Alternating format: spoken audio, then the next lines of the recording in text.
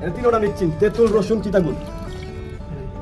এটা হচ্ছে ঢালাইয়ের আগ মুহূর্তে দেয়। আর কোনটা এটা দিয়ে তখন বলবো ঢালাইয়ের আগ মুহূর্তে এটা আর তেঁতুল আর রসুনের পানি এইটা হইলো এখানে একটা দুটা বিষয় বিবেচ্য বিষয়, যেটা বিষয় হচ্ছে কি জানেন, সেটা হচ্ছে আপনার ওই বস্তা রসুন দিয়ে পানিতে আমি গোলাবো, সেই বস্তার মধ্যে করে গোলাইতে হবে। এটা একটা প্রথম কন্ডিশন। দ্বিতীয় কন্ডিশন, তেঁতুলটাও পারলে বস্তায় দিলে ভালো, না হলে সমস্যা নেই। কারণ রসুনের পানিটা বস্তায় কেন দিতে হবে?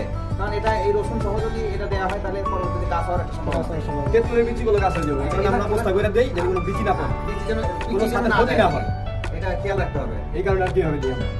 ভুট্টার কাজ হচ্ছে মালটাকে শক্ত করে, আর তেঁতুলের কাজটা হচ্ছে আপনার নোনাটা পোকামাকড় হ্যাঁ পোকামাকড় নোটা সাথে নোটা দেয়। রসুনের কাজটা কি? রসুনের কাজটা হচ্ছে আপনার ইয়ের সাথে বলে হার্ড হয়, হাড়টা কি ভালো হয়।